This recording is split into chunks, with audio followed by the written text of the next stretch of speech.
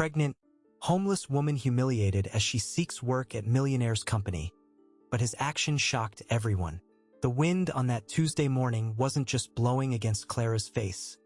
It seemed to blow against her very soul. At 24, walking should have been simple, automatic. But when you carry the weight of an 8-month pregnancy and the burden of having nowhere to sleep, every step becomes a battle.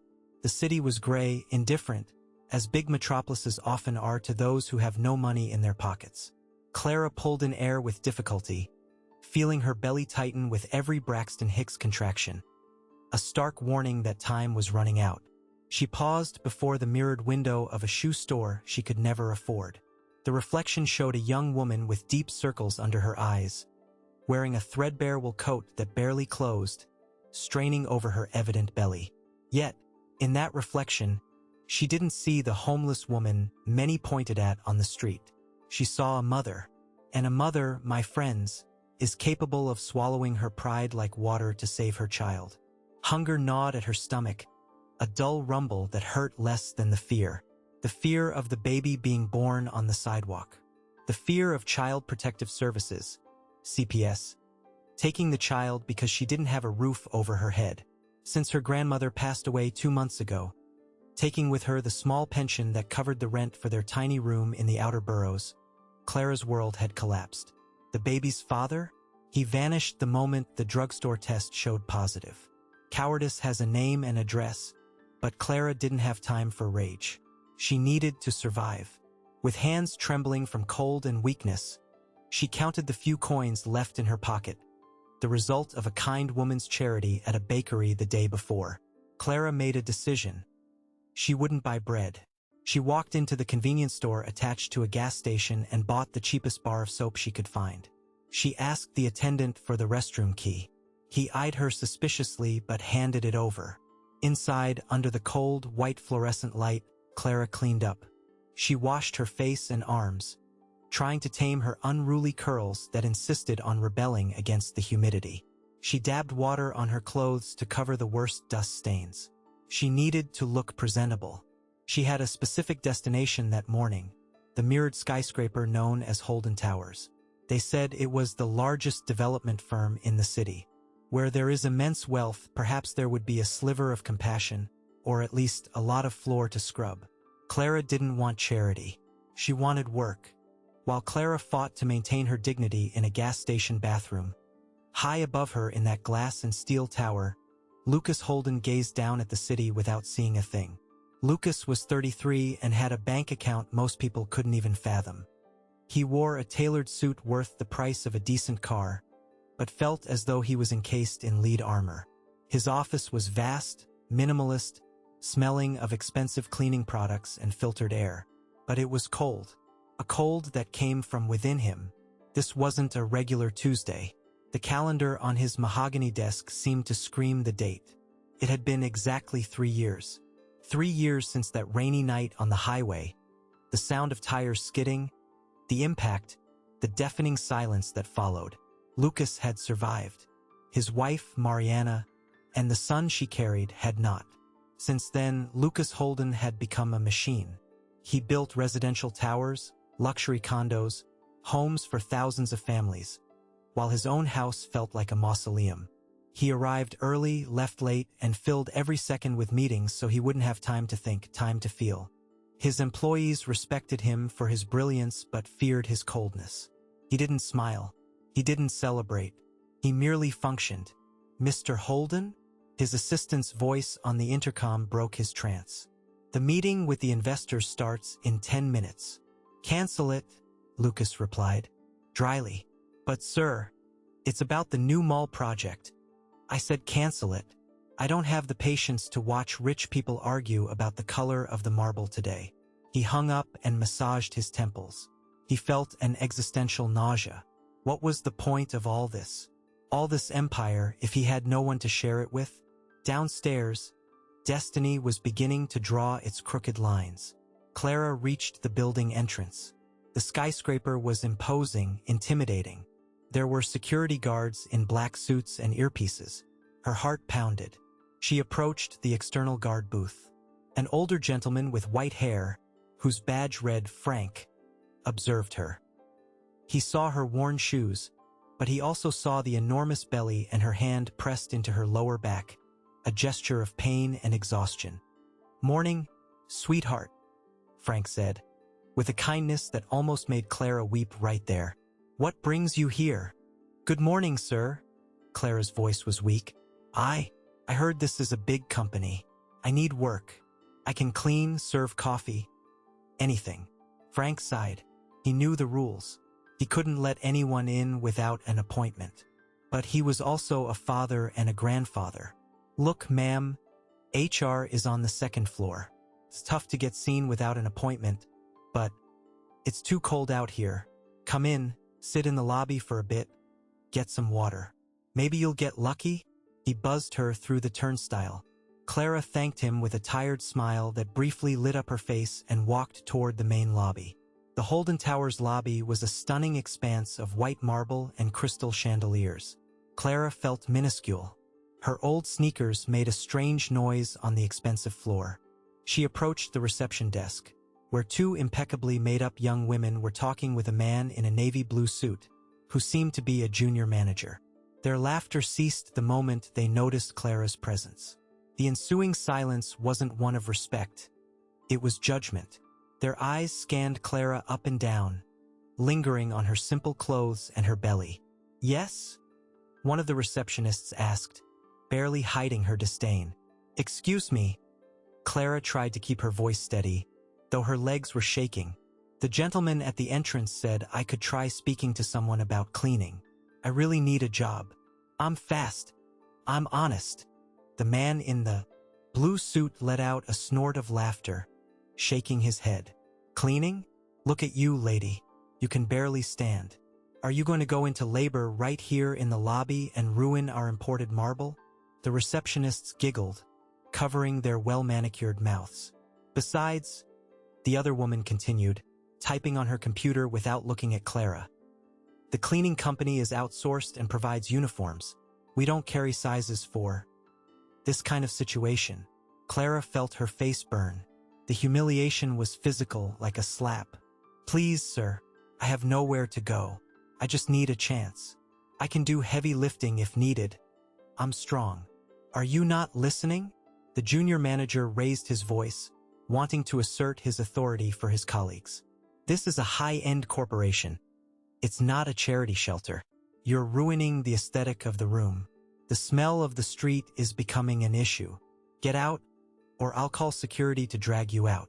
"Trash goes outside in the dumpster, honey," the receptionist added with a cruel smile.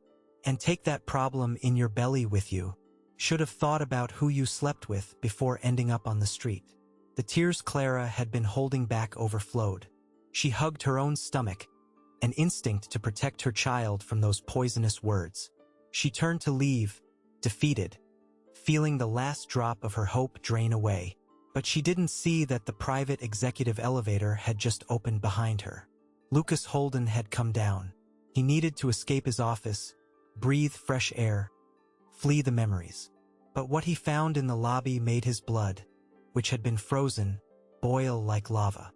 He heard the last few sentences. He heard the word trash. He heard the joke about the pregnancy. And he saw the pregnant woman, hunched over, trembling, while his employees laughed. The image of his late wife flashed into his mind with brutal violence. The vulnerability, the life being generated, and human cruelty trying to crush it. Silence! Lucas's voice thundered through the spacious lobby, echoing off the marble walls. The receptionists' laughter died in their throats. The junior manager instantly went pale upon seeing the CEO walking toward them with long, heavy strides. Clara stopped, startled, and looked back. She saw a tall man, with eyes that looked like storm clouds, coming right for her. She shrank, thinking she was about to be personally expelled by the owner. But Lucas walked past her and stopped in front of the desk. He didn't shout again. His voice was now low, icy, and terrifying. "Repeat that," Lucas said, staring down the junior manager. "Mr. Holden, we were just—" "She's a beggar, sir. She was bothering us," the young man stammered. "She asked for a job," Lucas corrected, fixing him with a stare. She asked for dignity. And what did you offer? Scorn? Do you think the suit you wear or the chair you sit in makes you better human beings? He looked at the receptionists, who were trembling. Trash. Was that the word used? No one answered. The silence in the lobby was absolute. Even passing clients stopped to watch. Well, let me tell you, Lucas continued. The only thing polluting this environment right now is the lack of character from the three of you. He pulled the phone from his pocket and dialed a number, never taking his eyes off the employees. HR? This is Lucas. I want you to process a payroll change for 3 reception employees immediately. The full month's salary for manager Rich and receptionists Jessica and Ashley will be confiscated. Reason: unacceptable conduct and moral damages to a third party.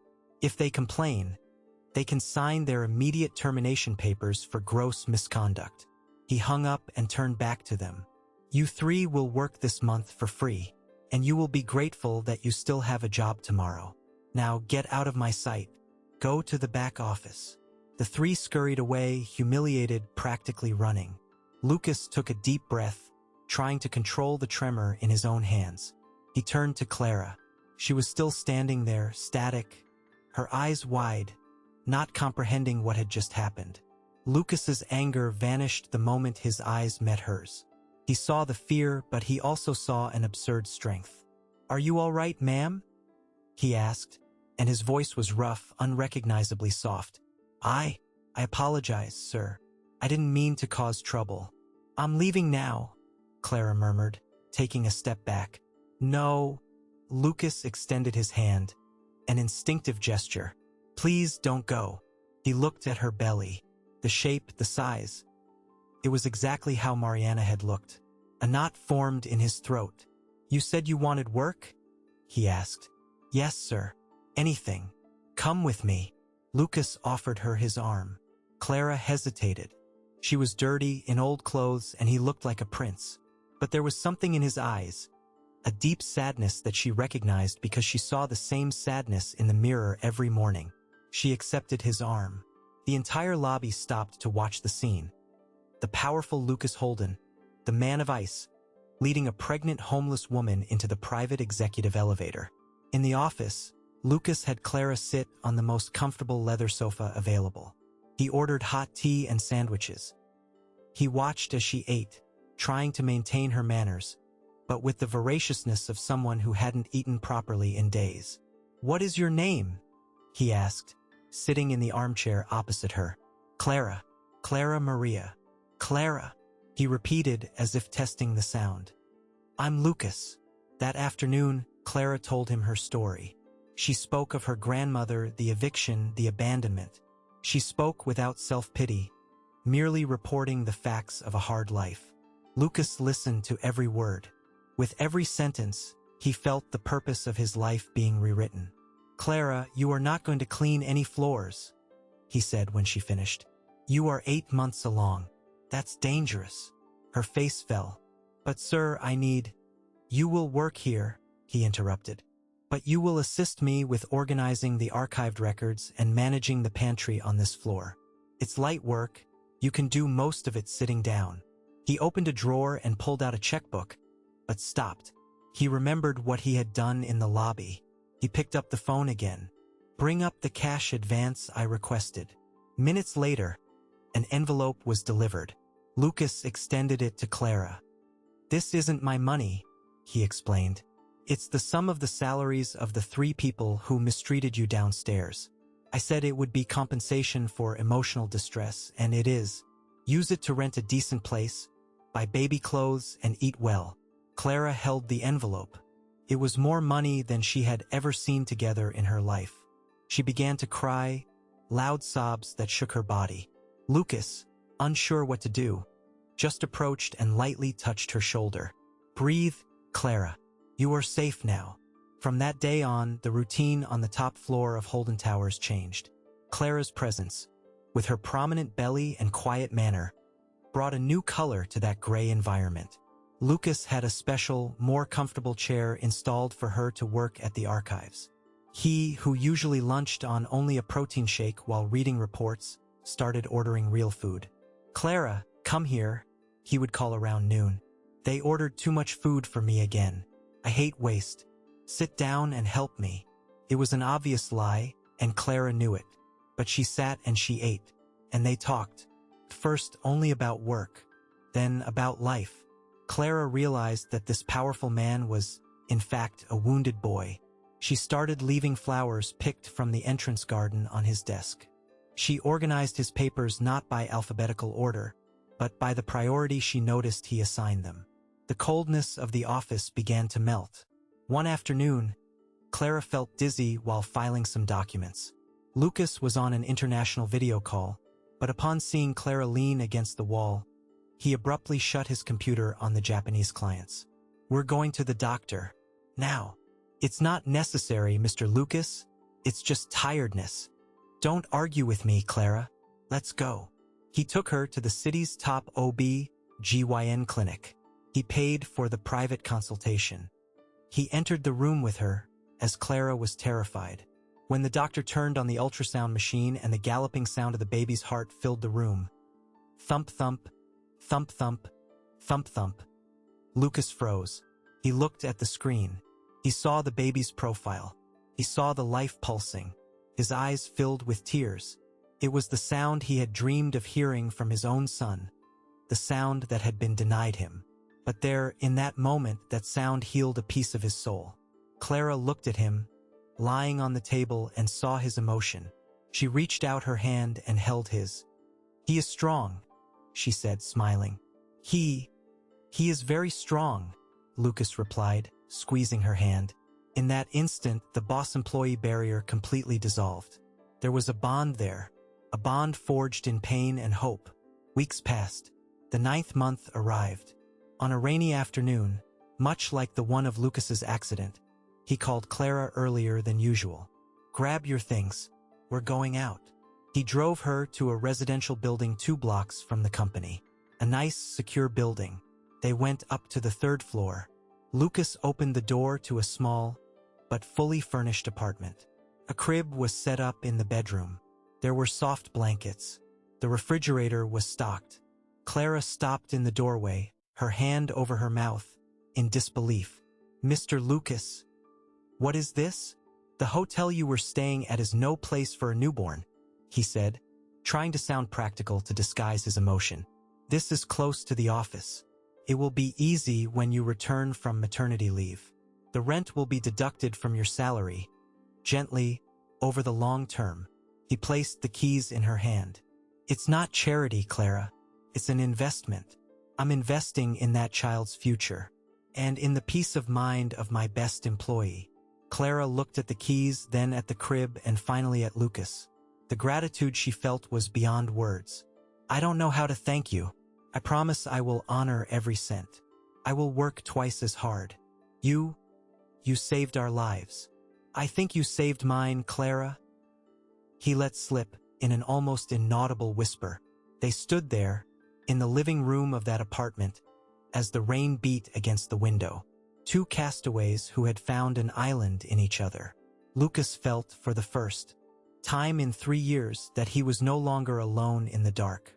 They formed a strange, improvised family, without blood ties, but with ties of the soul. It seemed like a happy ending. It seemed like nothing could shake that newfound peace. But happiness, when it arrives too quickly for those unaccustomed to it, often attracts envious eyes. And in the shadows of the company, malicious eyes were already watching the rise of the boss's favorite cleaner, ready to turn that dream into a nightmare. Life is like that, isn't it? Just when you think you've finally found a safe harbor, the sea gets rough again. Lucas and Clara found a cure for past pains in each other. But trust is a very fragile crystal. Beautiful, yet easy to break if someone knows where to strike. What would you do if you were in Lucas's shoes and saw your employees humiliating someone? Would you have the courage to intervene? Comment justice below if you agree with his actions. Don't forget to subscribe and hit the like button. It helps us continue telling these stories. Brace your heart, because the storm is just forming. The story continues in the next part. The rain beating against the window of Clara's new apartment sounded different from the rain she heard on the streets or in the unsanitary room in the suburbs. Now, it was a sound of protection, of comfort.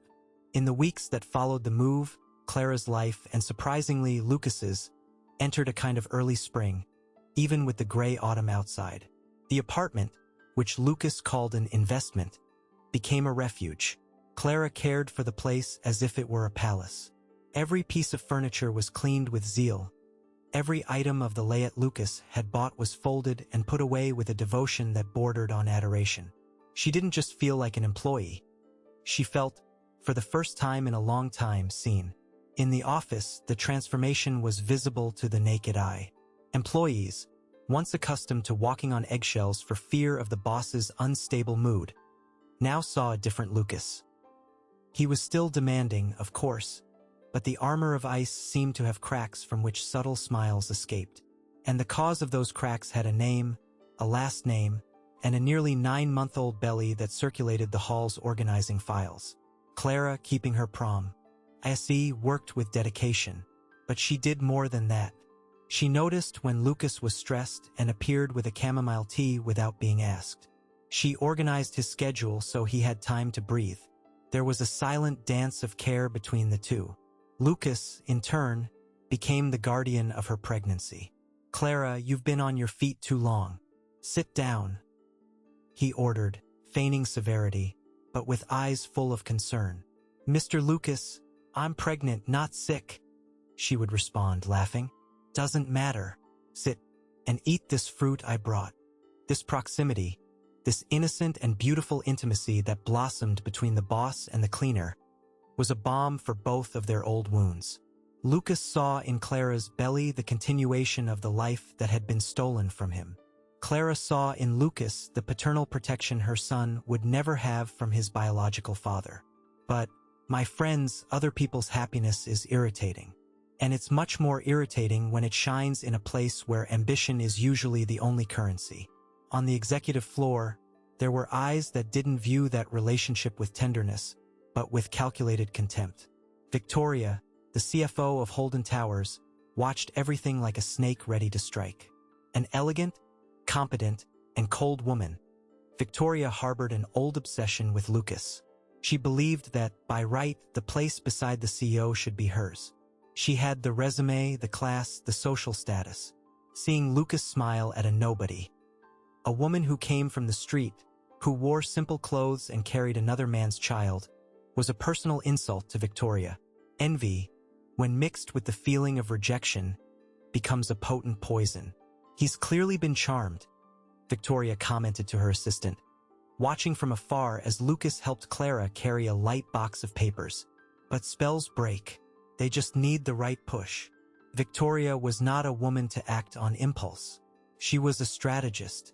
She began investigating Clara's life with the meticulousness of a detective. She dug through her past, sought records, and contacted old acquaintances from her former neighborhood. And, as those who seek often find, she found a loophole. The father of Clara's baby, the man who abandoned her, had a criminal record. Small thefts, fraud, disturbances. It wasn't Clara's fault, obviously. Who hasn't made a mistake in choosing a partner? But for Victoria, that was pure ammunition. On a Friday afternoon, Victoria entered Lucas's office with a document folder and a look of false concern. "Lucas, do you have a minute? We need to talk about internal security." "Sure, Victoria. What's happened?" Lucas asked without taking his eyes off his computer. "It's a sensitive matter. It involves Clara." Hearing the name, Lucas stopped and looked at her. "What about Clara?" "Well," Victoria sat down, crossing her legs and choosing her words with surgical care. "I've noticed you've given her a lot of freedom. Access to files, office keys. As CFO, it's my duty to protect the company. I ran a routine background check on new hires." She slid a piece of paper across the desk. It was the criminal record of Clara's ex-boyfriend. The father of her child is a criminal, Lucas. Theft, scams. They say he used his girlfriends to access locations and facilitate his entry. Lucas read the paper and frowned. "That's about her ex, Victoria, not about her. Clara was abandoned by this man. She is a victim." "Is she?" Victoria planted the doubt with a soft tone. Or is that what she wants you to think? Think about it, Lucas. A young, pregnant woman coincidentally shows up at your company on the anniversary of your wife's death, sensitizes you, gets an apartment, gets cash. Doesn't that sound like a perfect setup? Enough, Victoria. Lucas cut in, irritated. Clara is honest. I see it in her eyes. I hope so, Lucas. Truly. But grieving men are easy targets for hustlers. I'm just asking you to be careful. Trust is the mother of betrayal. Victoria left the room, leaving the paper on the desk. Lucas crumpled the sheet and threw it in the trash, determined to ignore it. But the seed of doubt had been planted. And insecurity is a weed that grows fast in the soil of fear. Lucas had been wounded by life. The idea of being played for a fool, of being used in his emotional fragility, began to haunt his thoughts during sleepless nights. Days passed and the tension in the air became palpable. Victoria, realizing that doubt wasn't enough to separate the two, decided she needed concrete proof, something irrefutable. The opportunity arose during the week of a massive government infrastructure bid. Holden Towers was about to close a gigantic federal contract. The figures, strategies, and blueprints were all in a blue folder, locked away in Lucas's office. That morning, the atmosphere was heavy. Summer thunderstorms were lashing the city. Clara arrived early, feeling her back ache more than usual. The baby was restless, dropping, ready to be born at any moment. "Good morning, Mr. Lucas," she said, bringing his coffee. Lucas replied with a brief nod. He was stressed about the bid, and deep down, Victoria's words still echoed. He found himself observing Clara, looking for any sign of falsehood, and hated himself for it. At lunchtime, Lucas left for an outside meeting. Clara stayed behind, organizing the pantry. The floor was empty. It was the moment Victoria had been waiting for. With the agility of someone who knows the camera blind spots, Victoria entered Lucas's office. Wearing thin gloves, she retrieved the blue folder containing the bid documents. She then pulled a thick brown envelope from her jacket pocket, stuffed with cash she had withdrawn herself. She went to the desk where Clara kept her purse, a simple, worn bag that Lucas hadn't yet had time to replace. Victoria shoved the folder and the envelope of cash deep into Clara's purse, under the baby clothes she carried. "Let's see who the victim is now," Victoria whispered, slipping out stealthily. When Lucas returned 2 hours later, chaos ensued. He needed the documents for a conference call. He looked on his desk. Nothing. He looked in the drawers. Nothing. The safe was closed, but the folder wasn't there. "Clara!" he called, his voice already strained with nervousness. Clara came walking slowly, holding her lower back. "Yes, sir. Did you see the blue folder that was here? He bid proposal? No one entered here but you." "No, sir. I only came in to dust and refill the water. I didn't touch any papers." Just then, Victoria entered the room, as if she had heard the shouting. "What's going on? Lucas, you're pale." "The bid folder is gone, Victoria. It's gone." "My God!" Victoria brought her hand to her mouth, theatrically. "Lucas, I warned you. Privileged information is worth a lot of money on the black market."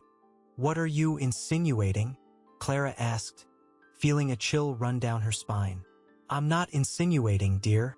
I'm stating a fact," Victoria said, turning to Lucas. "If she's the only one who stays in here, Lucas, please, for the good of the company, check her belongings." "That's ridiculous," Clara exclaimed, her eyes filling with tears. "Mr. Lucas, you know me. I would never do that." Lucas looked at Clara. He wanted to believe her. He desperately did. But the fear of betrayal, the fear of having been a sentimental fool, was louder. The doubt Victoria planted blossomed in an instant of panic.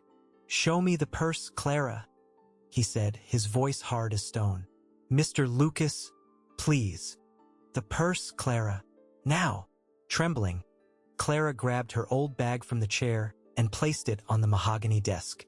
Lucas opened the zipper violently. He dumped the contents onto the desk. baby clothes, an apple, her old wallet, and the blue folder. And along with it, the brown envelope, which burst open, scattering $100 bills across the table. The silence that followed was deafening. Clara stared at it, bewildered. It looked like a magic trick, a nightmare. "What is this?" Lucas asked, his voice failing. He picked up the cash. "Where did this come from? Who paid you to steal from my company?" "I don't know. I swear I don't know. Someone put it there." Clara sobbed, desperation overwhelming her. "Mr. Lucas, look at me. I am grateful to you. I would never—" "Enough!" Lucas pounded the desk so hard that Clara jumped back. The pain in Lucas's face was terrible. It wasn't just anger. It was the agony of a man who had opened his heart only to feel stabbed. He felt ridiculous. He felt used. He remembered every kindness, every smile, and everything seemed to him, in that moment of blindness, like a grand manipulation. "Victoria was right," he said, looking at Clara with a look of disgust that hurt more than any slap. "You and your criminal boyfriend. You planned this all out, didn't you? You used the pregnancy. You used my loss. You knew I lost my wife and son, and used that belly to extort money and steal from my company." "No, it's not true," Clara screamed, crying hysterically. "I have no contact with him. I am honest." "You're an excellent actress," Lucas retorted, cold. "Grab your things." "What?" "Grab your things and get out of my company. And the apartment keys. Give them back now." "But sir, I'm 9 months pregnant. I have nowhere to go. It's going to rain. You should have thought of that before you betrayed me." Lucas extended his hand, demanding the keys. "I won't call the police because of your condition. Consider this my last charity. Now get out of my sight. If I ever see you again, I'll put you in jail." Victoria, in the corner of the room, maintained a serious expression, but inside, she celebrated the victory. Clara looked at Lucas. She stopped crying. The injustice was so immense that it dried her tears. She saw the man she had learned to admire transformed into a monster by distrust. With trembling hands, she took the keychain from her purse, a teddy bear keychain he himself had given her, and placed it on the desk, beside the cursed money she had never touched. "I didn't steal anything, Mr. Lucas," she said, with a dignity that made the air in the room heavy. "One day you will see the injustice you are committing, and it will hurt you more than it is hurting me now, because I will sleep with a clear conscience, even if it's on the sidewalk. You will sleep with doubt." She collected the baby clothes, put them in her bag, and turned her back. Clara walked out of the office, out of the building, carrying the weight of a belly about to give birth and the weight of a shattered heart. As soon as the door closed, Lucas collapsed into his chair. He covered his face with his hands. Victoria tried to approach to place a hand on his shoulder. "You did the right thing, Lucas." She was a threat. "Get out of here, Victoria," he mumbled. "Lucas, get out," he roared. Victoria left, satisfied. Lucas remained alone. The room darkened with the clouds outside. The rain began to fall, thick and merciless. He went to the cabinet, grabbed a bottle of scotch and poured a glass. He drank it in one gulp, feeling the liquid burn his throat. But it didn't burn as much as the image of Clara's face as she handed over the keys. Outside, the city was hostile. Clara walked aimlessly, the rain soaking her clothes, the cold penetrating her bones. The pains in her abdomen began to become rhythmic, strong. She had no money, no home, no friends. She had been expelled from paradise and thrown back into hell, accused of the only crime her honest soul would never commit: ingratitude. She sheltered under the awning of a closed store, hugging her belly, as the world poured down around her. And Lucas, atop his ivory tower, surrounded by luxury and truth, had never been more miserable in his entire life. Injustice has a bitter taste, doesn't it? Seeing Clara, about to give birth, being thrown into the street because of a well-told lie makes your blood boil. Lucas acted out of past pain, blinded by fear, but does that justify abandoning a pregnant woman in a storm? Victoria's malice seems to have won. and Lucas's pride closed the door on the only light he had. But as Clara herself said, the conscience is a heavy pillow. If you were Lucas and found the money in the purse, would you have acted the same way? Or would you have given her a chance to explain? Does anger justify cruelty? Comment truth below if you think Victoria's mask will fall off in the next part. Don't forget to hit the like button and subscribe, because Clara and the baby's fate hangs by a thread, and Lucas's regret might come too late. The conclusion of this emotional story awaits you in part 3. Lucas remained motionless in his leather chair, the glass of scotch untouched before him, while the hands of the wall clock seemed to mock him. The silence in the executive office, once a sign of power and concentration, was now deafening. Outside, the storm that had expelled Clara continued to lash the city, but the storm within Lucas's chest was far more violent. 3 days. 3 days had passed since he threw her out. Victoria continued to circle the office like a victorious vulture, bringing coffees he didn't ask for and commenting on getting rid of bad apples. But every time Lucas closed his eyes, he didn't see the hustler Victoria had described. He saw Clara holding her lower back in pain. He saw her calloused hands organizing his desk with a tenderness that no money could buy. And, above all, he saw her expression in the final moment. There was no hatred in that look. There was disappointment. A deep, silent disappointment from someone who already expected the world to be cruel, but who had dared to hope for something different from him. "You will sleep with doubt," she had said. And she was right. Lucas couldn't sleep. The image of that envelope of cash in the purse made no sense. Clara counted coins to buy bread. If she had stolen that money, why was she still wearing holy shoes? Why wouldn't she have fled sooner? Why would she continue to come to work smiling, bringing flowers from the garden? Lucas's logic, sharpened by years of business, began to clash with his emotional fear. That Wednesday night, unable to go to his empty mansion, Lucas got up. Doubt was acid eating at his pride. He needed certainty. He needed to prove to himself that he had acted correctly, just so he could breathe again. He walked to the security room. The night guard, startled, jumped to attention. "Mr. Holden, do you need something?" "I want the internal camera recordings of my office, from the day the folder went missing. Now." "But sir," Ms. Victoria said the case was closed and that, "Is the company mine or Victoria's?" Lucas growled, with an authority that made the man swallow hard. "Roll the footage." Lunchtime hour. The guard obeyed, typing rapidly. The screens lit up with Lucas's empty office. Lucas leaned forward, his eyes glued to the monitor. The clock on the screen read 12:15 p.m. The door opened. Lucas's heart stopped. It wasn't Clara. It was Victoria. She crept in furtively, looking around. She wore thin surgical gloves. With the coldness of a professional criminal, she went to the safe, entered the code, which she possessed as CFO, and removed the blue folder. Then, she pulled a brown envelope from her own blazer. Lucas watched, his stomach churning, as Victoria walked to the chair where Clara's old bag rested. He watched as she shoved the items inside, covering them with the baby clothes. He saw the sneer she gave the empty room before leaving. The truth didn't just hit him. It crushed him. Lucas staggered back, reeling as if he had been physically punched. He felt an uncontrollable urge to vomit.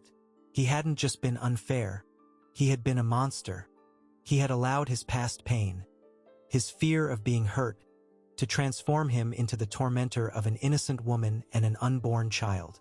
He had accused Clara of using her pregnancy, when, in fact, Victoria had used his trauma as a weapon. "Stop the recording," Lucas whispered. "Save everything. Send it to my phone and to legal. Now." He left the security room not walking, but marching. The fury he felt now was clear, directed, and terrifying. But, above the fury there was desperation. Clara was on the street, 9 months pregnant, without money, without a home, and the fault was entirely his. The next morning, the atmosphere at Holden Towers was one of absolute tension. Lucas called an emergency meeting with the board of directors. Victoria entered the conference room with her usual air of superiority. sitting at Lucas's right hand. "Anything urgent, Lucas?" she asked, adjusting her hair. Lucas didn't answer. He simply pressed a button on the remote control.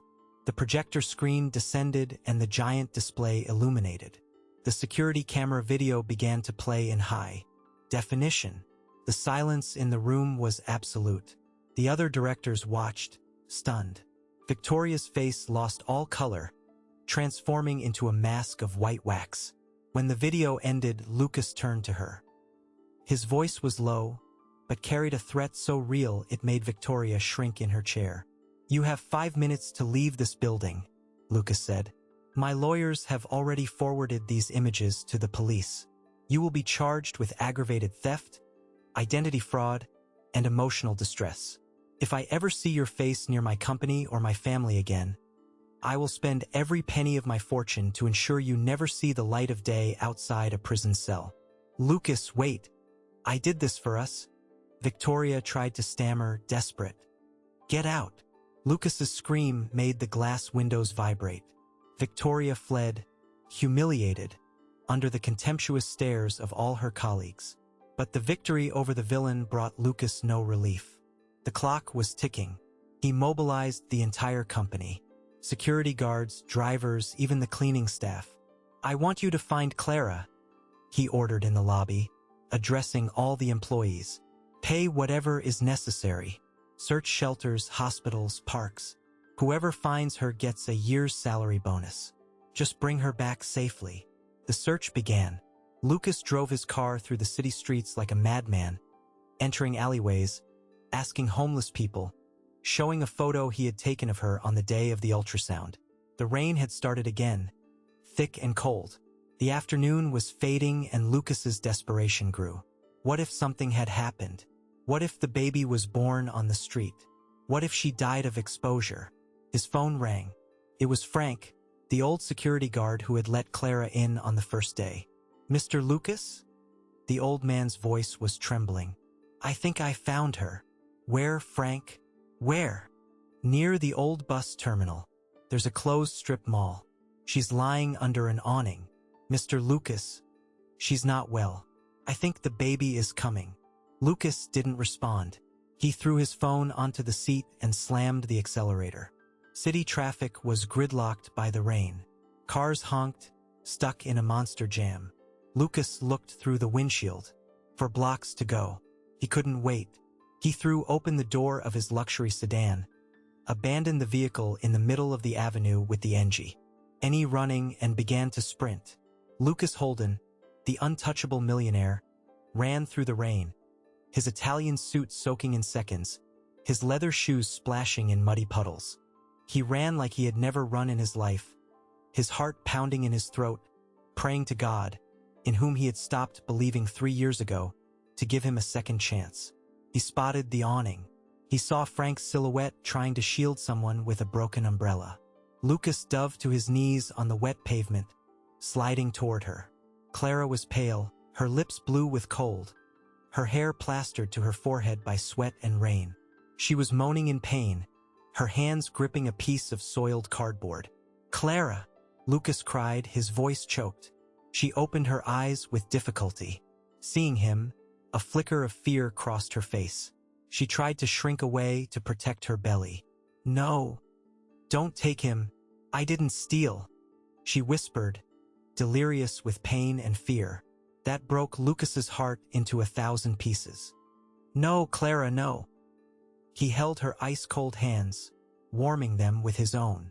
He wept openly, his tears mixing with the rain. "I know you didn't steal. I saw everything. I was an idiot, Clara. Forgive me. For God's sake. Forgive me. I'm here. I will never let anything happen to you again." Frank shouted, "The ambulance is stuck in traffic, boss. The head is crowning." Lucas looked at Clara. There was no time.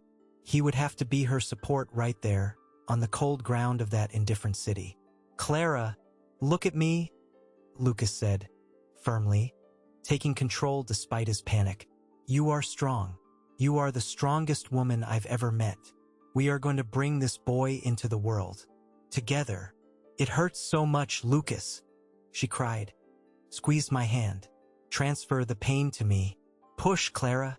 Right there, in the rain, surrounded by the noise of the city, the miracle happened. With Lucas's clumsy but loving help and Frank's prayers, Clara gathered the last of her strength. In a cry that mixed pain and liberation, life broke through the barrier of suffering. The strong, high-pitched cry of a baby cut through the sound of the storm. Lucas held the child, a small, slippery, perfect boy, in his trembling hands.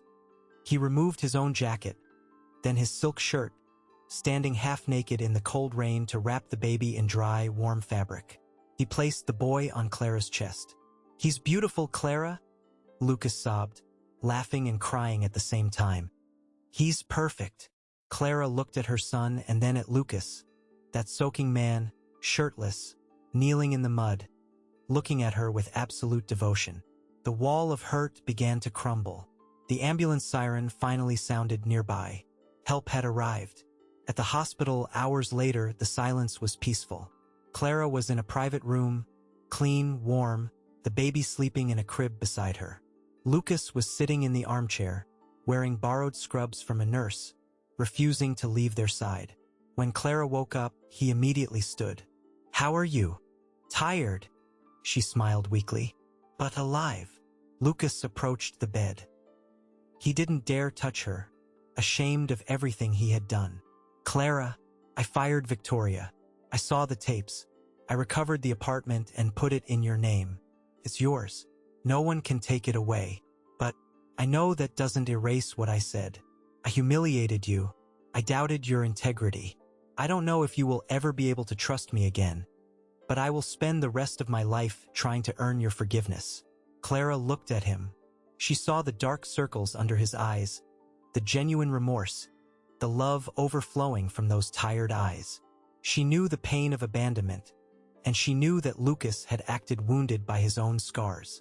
She extended her hand to him. "His name is going to be Raphael," she said. "It means God heals, because he healed me, and I think he came to heal you too, Lucas." Lucas held her hand and brought it to his lips, kissing her calloused fingers with reverence. "Thank you, Clara. Thank you for saving me from myself." Epilogue. 1 year later, the sun streamed through the windows of Holden Towers, illuminating a setting vastly different from that of a year ago. The lobby, once cold and intimidating, now featured colorful plant arrangements and a more human waiting area.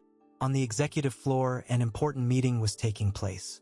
But it wasn't about profits or concrete. "And so, the numbers for the New Beginnings Foundation have doubled this month," Clara said confidently, pointing to the graph on the screen. She wore an elegant pantsuit, her hair neatly cut, with the poise of a born executive. There were no traces of the frightened girl from the street, only the strength of a woman who had overcome. Lucas watched her from the head of the table with an almost unbearable pride. He was no longer the ice widower.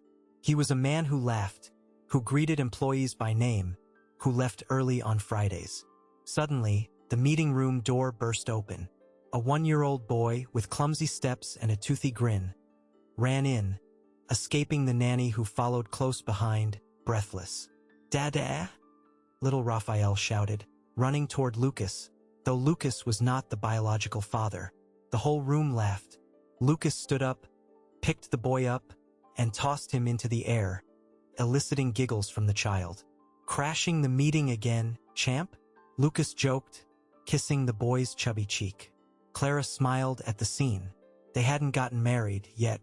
They decided they needed time, that friendship and trust needed to be rebuilt brick by brick, without haste. They lived in separate homes, but they had dinner together every night. They were a family of the soul, united not by paperwork, but by the love for that boy who had brought light back into both their lives. Lucas looked at Clara over Raphael's head. Their eyes met, complicit. They knew life was hard, that the past left scars, but they also knew that as long as there was compassion, there would always be a way back home. The humiliation at reception, the pain of the rain, the fear of loss, all of it was behind them, transformed into the fertilizer that allowed this new life to flourish. Justice, after all, neither delayed nor failed. It came in the form of a love that forgives and rebuilds. What an emotional journey, my friends. Clara and Lucas's story teaches us that pride can blind us, but humility and forgiveness have the power to heal the deepest wounds. Seeing Lucas run in the rain and then hold little Raphael shows us that it's never too late to fix a mistake, as long as the regret is genuine. Would you have the grace to forgive as Clara forgave? Or do you think some hurts are impossible to forget? Comment "New Start" below if you believe everyone deserves a second chance when the remorse is sincere. If this story touched your heart, hit that like button and subscribe. Share this video with someone who needs a message of hope today. We'll see you in the next story.